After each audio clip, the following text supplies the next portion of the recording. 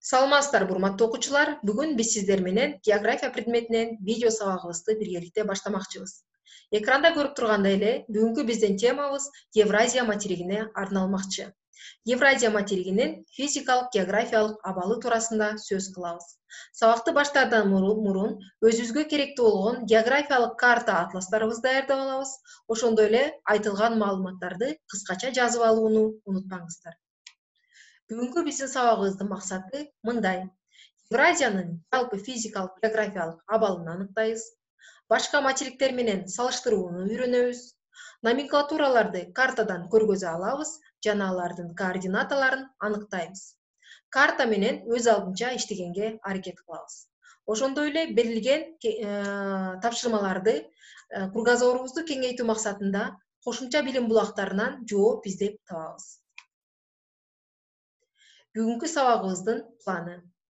Материктин аталыш тарыхы, материктин экваторго, меридианга, тропиктерге, уюлдарга салыштырмалуу жайгашуусу, материктин эң четки чекиттерин аныктоо, кайсыл климаттык алкактарда жайгашкандыгын, башка материктерге салыштырмалуу жайгашуусун, жээк сызыгынын өзгөчөлүгүн, Европа жана Азия дүйнө бөлүгүнүн шарттуу чек арасын, ошондой эле сабактын аягында биз сиздер менен кызыктуу фактылар менен бөлүшмөкчүбүз.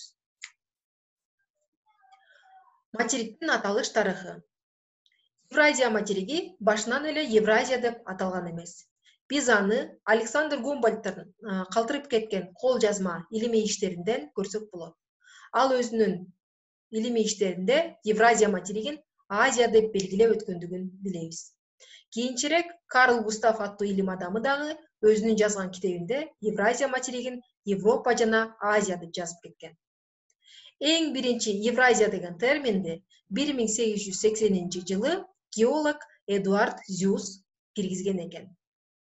Евразия материги эки сөздөн турат. Европа жана Азия деген. Европа байыркы финики жана семит тилинен которгондо Эреп батыш же болбосо күндүн батышы дегенди билдирет экен. Ал эми Азия араб тилинен алганда асуу чыгыш дегенди билдирет экен. Евразиянын 0-чү меридианга, экваторго, тропиктерге жана уюлдарга салыштырмалуу жайгашуусун азыр экранда көрүп турган картадан чогуу аныктайбыз. Силер көрүп тургандай эле экватор сызыгына көңүл бөлөбүз. Экватор сызыгы Евразиянын түштүк тарабынан кесип өтөт.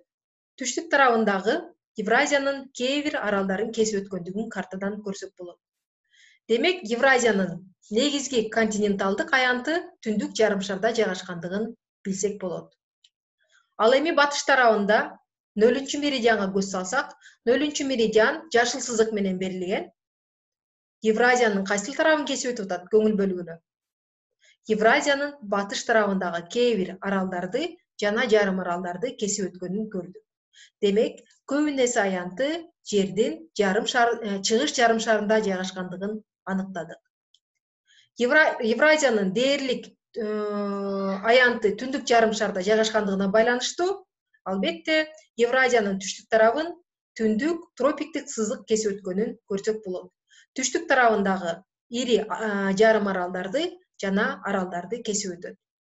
Ал эми Евразиянын түндүк тарабын түндүк уюлдук сызык кесип өткөнүн байкадык.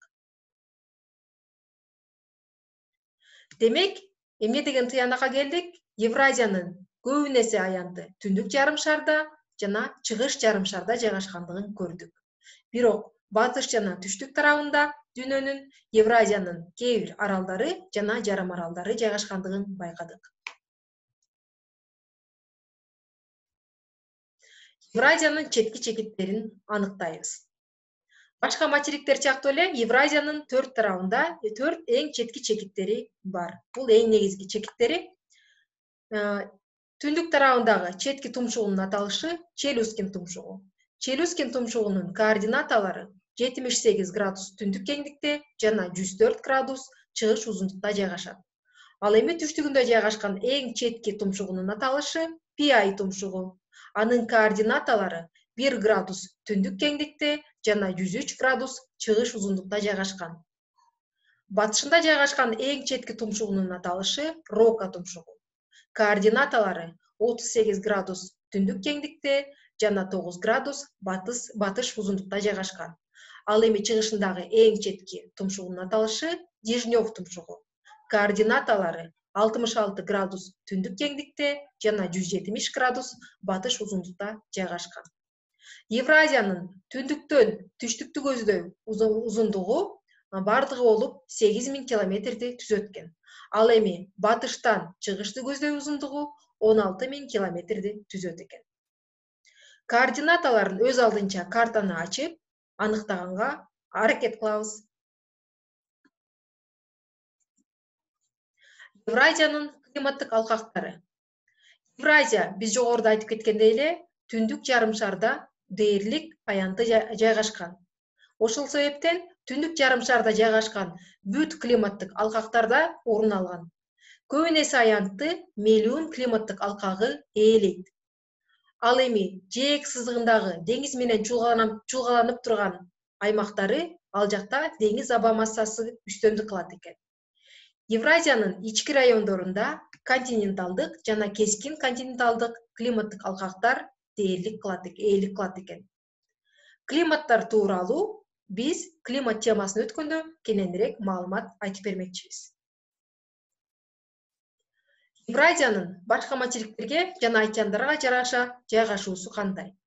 Евразия кайсыл океандар менен жуулуп турат? Биз кийинки картага көз чаптыралы. Картада көрүнүп тургандай эле Евразиянын батышында Атлантика океаны жуулгап турат. Түндүгүндө Түндүк муз океаны жууп турат. Чыгышында Тынч океан чулгап турат. Ал эми түштүгүндө көрүп тургандай эле Индия океаны жууп турат экен. Демек, Евразия 4 тарабынан дүйнөнүн эң ири 4 океаны менен тең жуулуп турарын биз көрдүк. Башка материктерге салыштырмалуу Евразия кандай жайгашкан? Жана ошондой эле эң жакын жайгашкан материктери кайсылар? Биз экранда көрүп турган картадан аныктайлы. Биз Африка материгин өткөндөн билебиз. Евразияга эң жакын материк бул Африка материги. Африка материги менен Евразия материгинин ортосундагы шарттуу чек ара кайсыл жерден башталат, кайсыл жерден бүтөрүн силер билесиңер. Дагы бир жолу кайталайлы. Африка менен Евразиянын ортосундагы шарттуу чек ара Гибралтар кызыгынан башталат. Гибралтар кызыгы жер ортолук деңиз, Суэц каналы, Кызыл деңиз, Баб-эль-Мандеб кызыгы болуп, экөөнүн ортосундагы чек ара ушул жерден бүтөт. Демек, Евразияга эң жакын материк бул Африка материги экенин биз аныктадык. Экинчи орунда жакындыгы боюнча Түндүк Америка турат. Түндүк Америка менен Евразиянын ортосун Беринг кызыгы Тынч океаны аркылуу бөлүп турат. Австралияга салыштырмалуу Евразия Австралиянын түндүк батышында жайгашкан. Антарктиданын түндүгүндө жайгашкан. Африканын түндүк чыгышында жайгашкан. Түштүк Американын түндүк чыгышында жайгашкан. Ал эми Түндүк Американын чыгышында жайгашкан Евразияны биз картадан көрүп турабыз. Евразиянын жалпы аянты 54 миллион километр квадратты түзөт.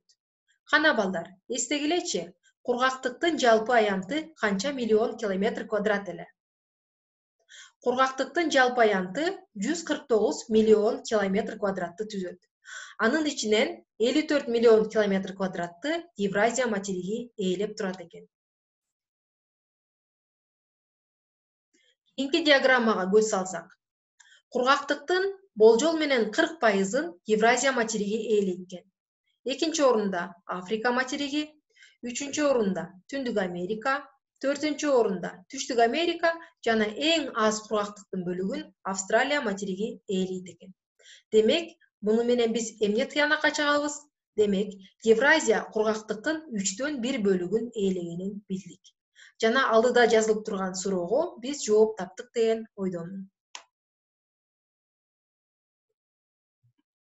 Евразиянын башка материктер менен салыштыралы келгиле. Экранда көрүп турган картадан көрүнүп тургандай эле, дүйнөнүн эң чоң материги бул Евразия экенин биз дагы бир жолу көрүп турабыз. Биринчи орунда аянты боюнча Евразия материги, экинчи орунда Африка материги, үчүнчү орунда Түндүк Америка, төртүнчү орунда Түштүк Америка, 5-ci орунда Антарктида жана эң акыркы орунда Австралия материги турат экен. Эгерде биз Түндүк Америка менен Африканы биргеликте Евразиянын аянтына койсок, экөө биригип Евразия материгин түзөт экен. Азыр болсо Евразиянын жээк сызыгына көңүл бөлөбүз. Евразиянын жээк сызыгы өтө булуң буйткалуу келет. Өзгөчө батыш тарабы булуң буйткалуу келет.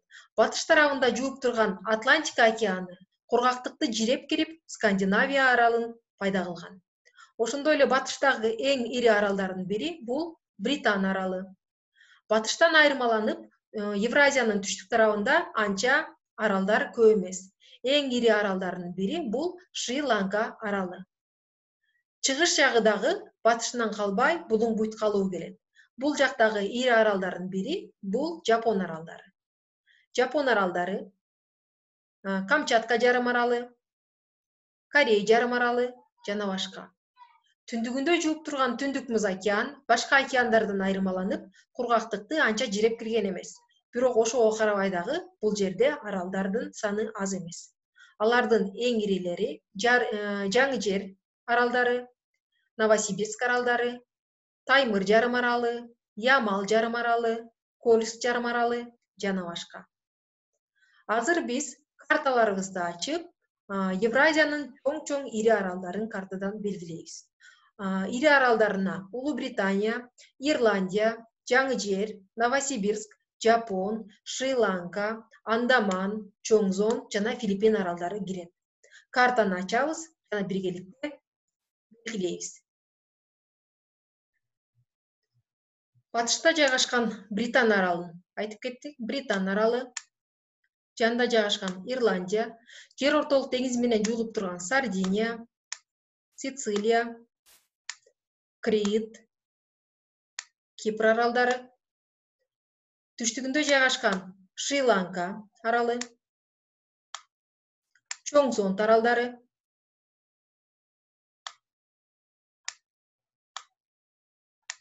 Андаман аралдары, Филиппин аралдары, Хайнан, Тайвань, Тынч океан менен жуулуп турган Жапон аралдары, Курил аралдары, Сахалин аралы, Түндүк муз океан жууп турган Жаңы жер аралдары, Новосибирск аралдары жана башкалар. Азыр Евразиянын жарым аралдарын картадан биргеликте карайбыз. Евразиянын жарым аралдарына кайсылар кирет? Евразиянын жарым аралы биз жогоруда айтып кеткендей, Скандинавия жарым аралы, Пиреней жарым аралы, Апеннин жарым аралы. Апеннин жарым аралын жакындан карасаңар, кадимки эле айымдардын өтүгүнө окшош экен. Балкан, Кичи Азия, ири аралдардын бири Арави, Индостан, Индокытай, Корей, Камчатка, Чукотка, Таймыр, Ямал, Кольск жана башка ири аралдары бар экен. Евразиянын ири деңиздери. Ага Баренц, Балтика, Түндүк, Арави, Жапон, Жер ортолук, Сары, Охот, Кызыл, Кара, Ак жана башка деңиздери кирет экен. Кайрадан деңиздерин картадан белгилейбиз. Кээ бир деңиздердин эсиңерде калуусу үчүн өзгөчө группаны мен белгилегем. Бул группаны биз түстүү деңиздер дейбиз. Түстүү деңиздерге Сары деңиз, Кызыл деңиз, Кара жана Ак деңиз кирет экен. Түстүү деңиздерге Сары, Кызыл, Кара, Ак деңиздери кирет экен. Андан сырткары Охота деңизи, Жапон деңизи, Түштүк Кытай, Арави, албетте жер ортолук,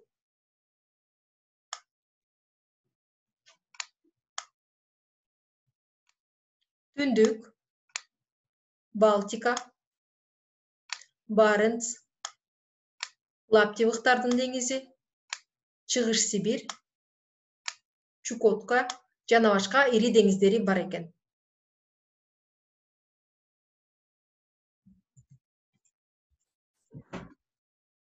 Жана ошондой эле Евразиянын ири кызыктары жана булуңдары менен кийинки картадан көз чаптыралы. Көк чарчынын ичинде Евразиянын ири кызыктары көргөзүлгөн. Көк чарчынын ичинде Евразиянын ири кызыктары көргөзүлгөн. Аларга Гибралтар кызыгы, Дарданелла, Босфор, Керчен кызыктары, Ормуз кызыгы, Баб-эль-Мандеб, Малакка, Корей, Татар, Түндүк Америка менен Евразиянын ортосунда бөлүп турган Беринг кызыгы, Каттегат кызыгы жана ошондой эле Ла-Манш кызыктары экен. Ал эми кызыл чарчынын ичинде Евразиянын ири булуңдары көргөзүлгөн. Ири булуңдарына Бискай булуңу, Фин, Ботаникалык, Шелихов, Бохай, Сиам булуңу, ири булуңдарынын бири Бенгал, Осмон, Перц булуңу, булар Евразиянын ири булуңдары болуп эсептелинет экен. Булардын бардыгын картадан карап, практика түрүндө кайталайбыз. Кийинки суроо мындай болмокчу. Дүйнө жүзүндө канча дүйнөнүн бөлүгү бар? Же болбосо, жер жүзүндө канча дүйнөнүн бөлүгү бар? Ал суроого кийинки картаны көрсөңөр, жооп табасыздар. Материктер сыяктуу эле дүйнөнүн 6 бөлүгү бар.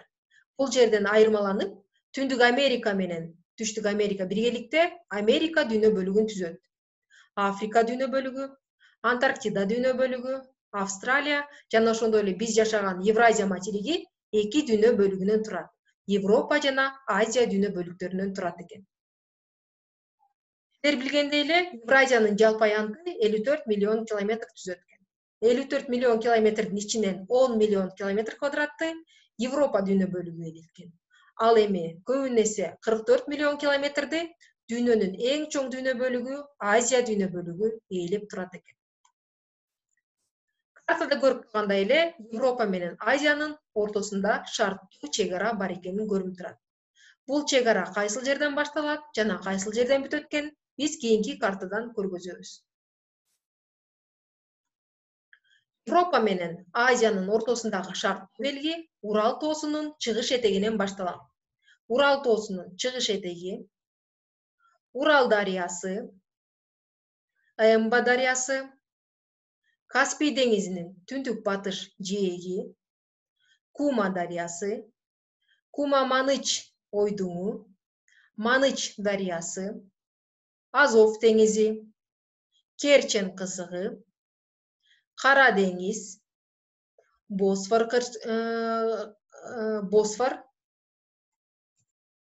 андан кийин Босфор кызыгынан кийин Мрамор деңизи, Мрамор деңизинен кийин Дарданелла кызыгы, Эге деңизи жана жер ортолук деңиз.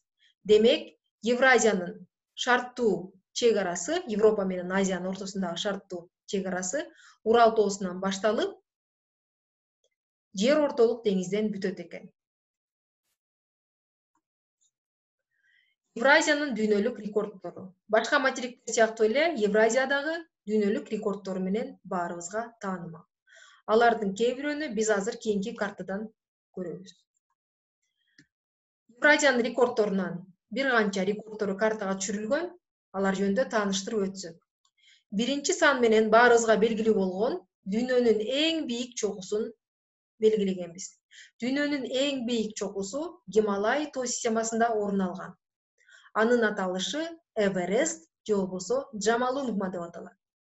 Бул жерден суроо туулушу мүмкүн. Эмне үчүн Евразиянын бир эң бийик чокусунун, дүйнөнүн чокусунун аталышы эки башка же болбосо экөө деп. Эверест жана Джомолунгма деп. Эверест деген аталышты бул жака европалыктар берген ат. Европалык геодезиялык кызматты өтөгөн 1830-1843 жылга чейин Индия жергесинде иштеген Джордж Эвересттин атынан коюлган. Ал өзүнүн көптөгөн эмгеги менен дүйнө жүзүнө таанымал жана аркасынан көптөгөн окуучуларын калтырып кеткен. Кийин көзү өтүп кеткенден кийин анын окуучулары Эверест ысымын ушул тоого берүүнү сунушташкан. Ошол себептен Эверест бул европалыктардын берген аты катары белгилүү. Ал эми жергиликтүү калктын берген аты бул Джамалунгма. Жергиликтүү Тибет монахтары берген ат бул Джамалунгма. Джамалунгма аты эки сөздөн турат. Джомо бул которгондо эне, лунгма шамал дегенди билдирет экен. Маанисин которгондо жашоонун күчү дегенди билдирет экен. Дүйнөнүн эң бийик чокусунун бийиктиги 8848 метрди түзөт. Экинчи сан менен дүйнөнүн эң терең көлү көргөзүлгөн. Дүйнөнүн эң терең көлү кайсыл жерде жайгашкан экен? Дүйнөнүн Азия бөлүгүндө жайгашкан. Үчүнчү сан менен дүйнөнүн эң аянты боюнча чоң көлү көргөзүлгөн. Аталышы Каспий деңизи. Каспий деңизи эмне үчүн көлдөр тобуна кирет деген дагы суроо туулушу мүмкүн. Бул тууралуу биз Евразиянын ички сууларын өткөндө кененирээк маалыматты бермекчибиз. Ал эми дүйнөнүн эң чоң жарым аралы бул Араби жарым аралы Евразияда жайгашкан экен. Урматтуу окуучулар, эгерде силер чоң географиялык объектилерди жакындан көргүңөр келсе, алардын сүрөттөрүн көргүңөр келсе, карта менен иштегиңер келсе, анда экраныңарда көрүп турган сайттын адреси дал ушу силерге керек деп ойлойм. Яндекс Чекит.ру же болбосо Яндекстин ордуна Google Чекит.ру Maps деп кирсеңер, өтө кызыктуу бир сайт. Азыр силерге көргөзгөнгө аракет кылабыз. Кадимки эле издөөдөн Google карта деп жазабыз. Google картаны жазгандан кийин үстүн басабыз.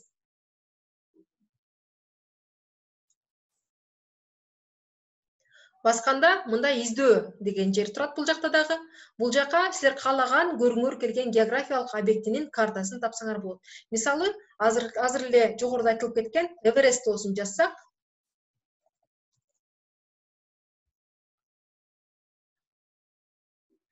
Эверест деп жазгандан кийин картанын ушундай түрү экраныңарга чыгып калат.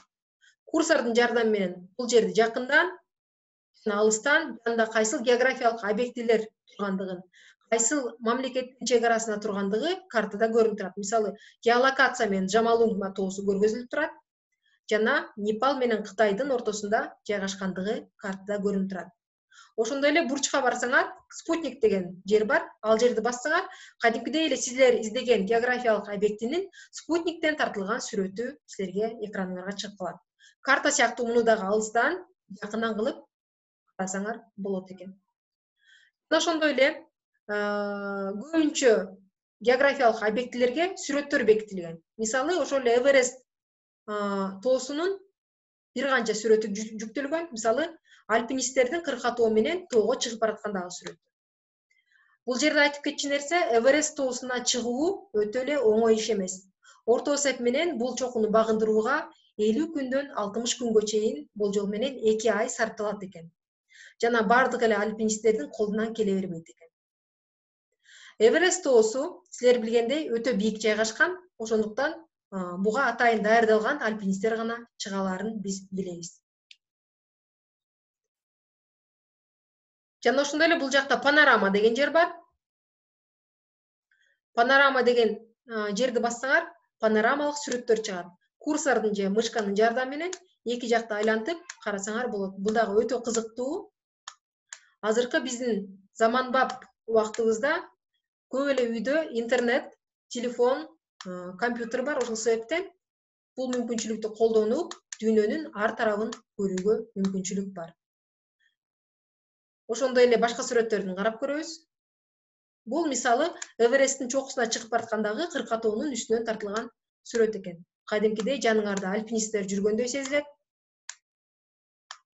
Ошондой эле панорамный сүрөттөн жаратылыштын кооздугу дагы да ачылып көрүнөт. Карагыла кандай кооз жер. Бул жерде жеке гана Джамалунгма эмес, өзүңөр жашаган аймактын дагы атын жазсаңар, жашаган үйүңөрдүн чатырына чейин спутниктик сүрөттөн көрүүгө болот. Сабагыбызга кайра кайтып келебиз. Айтылган Евразиянын рекордторунан башка дагы көптөгөн дүйнөлүк рекордтору бар. Бул тизменин узундугу өтө эле көп. Ошол себептен экранда көрүп турган суроолорго өз алдынча жооп бергенге аракет кылмакчыбыз. Мисалы, Евразиянын эң суук жери эмне деп аталат?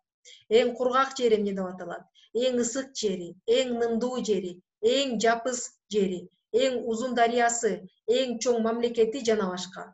Бул тизмекти өзүңөр дагы кошумчалап толтурсаңар болот. Бул силерге үй тапшырма бойдон калсын. Бүгүнкү өтүлгөн сабакты кандай өттүк, эмнелер эсибизде калды? Ошону текшерүү максатында мен силер менен биргеликте чайнвордту чечмелөөгө сунуштайм. Экранды карагыла. Экраныңарда чайнворд чыкты. Мен силерге суроолорун айтамын, а силер болсо өз алдынча жооп бергенге аракет кылгыла.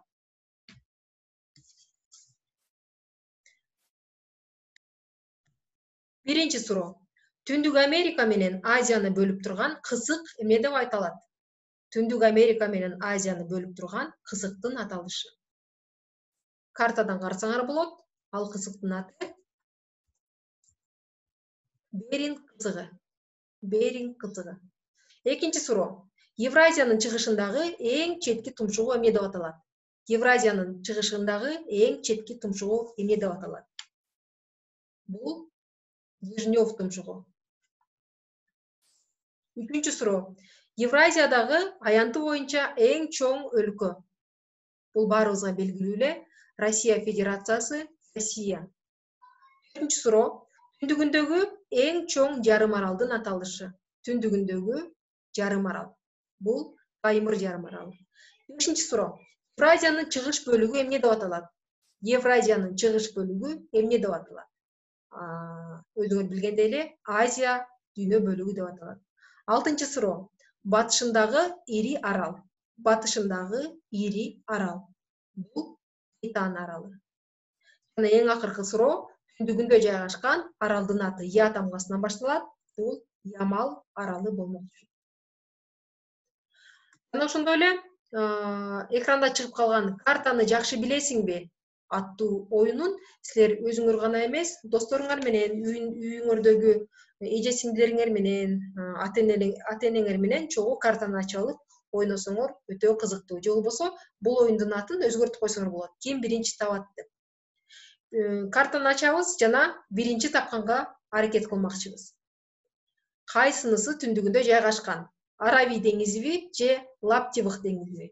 Картаны карайбыз, кайсынысы түндүгүндө жайгашкан? Аравий деңизиби же Лаптевых деңизиби? Аравий деңизин издейбиз. Аравий деңизи жана Лаптевых деңизи. Демек, жооп кайсынысы түндүгүндө жайгашкан? Лаптевых деңизи Евразиянын түндүгүндө жайгашкандыгын картадан көрүп турабыз. Экинчи суроо. Персид булуңу материктин түндүгүндөбү же түштүгүндөбү? Картадан Персид булуңун табабыз. Материктин түндүгүндөбү же түштүгүндөбү? Жогоруда көргөзүлүп кеткендей, Персид булуңу бул жакта жайгашкан. Бул материктин түштүгүндө жайгашкандыгын биз көрүп турабыз. Кийинки суроо. Курил аралдары Евразиянын батышындабы же чыгышындабы? Курил аралдары Евразиянын батышындабы же чыгышындабы? Картадан тезирээк Курил аралдарын табабыз. Мына Курил аралдары. Демек, бул Евразиянын чыгыш тарабында жайгашкан аралдар экенин көрүп турабыз. Биринчи суроо. Европа материктин батышындабы же чыгышындабы? Бул суроо өтө эле оңой, ошон үчүн картаны карабай эле жооп беребиз. Европа материктин батышында жайгашкан дүйнө бөлүгү экенин биз билдик. Ошондой эле акыркы суроо. Африка менен Евразияны кайсыл канал бөлүп турат? Африка менен Евразияны бул жерде 19-кылымда алынган, казылган Суэц каналы бөлүп турарын биз Африка темасынан билебиз. Анда эмесе, урматтуу окуучулар, бүгүнкү сабакта силер кандай пайдалуу маалыматтарды ала алдыңар? Бүгүн сабагыбыздын башында койгон максаттарга жеттикпи? Ар кимибиз ушул суроого жооп берели. Силер билгендей эле, биз бүгүн Евразиянын физикалык, географиялык абалы туурасында сөз кылдык. Биз бүгүн эмнелерди билдик? Евразия дүйнөдөгү эң чоң материктердин биринчиси экенин билдик. Анын көптөгөн аралдары, жарым аралдарын, курчап турган деңиздерин, кысыктарын, булуңдарын картадан көргөздүк. Ошондой эле өзүңөр дагы өз алдынча практика түрүндө айтылган номенклатураларды табабыз. Географиялык абалын өз алдынча дагы аныктаганга аракет кылабыз. Жана ошондой эле бүгүн Евразиянын эки дүйнө бөлүгүнөн турганын көрдүк. Европа жана Азия бөлүгүнөн. Экөөнүн ортосундагы шарттуу чек араны дагы аныктап практика кылууну унутпаңыздар. Жана ошондой эле Евразиянын дүйнө жүзүнө белгилүү болгон бир канча рекорддорун атадык. Айтылбай калган рекорддору өз алдынча кошумча маалымат булактарынан изденип жооп бергенге аракет кылабыз.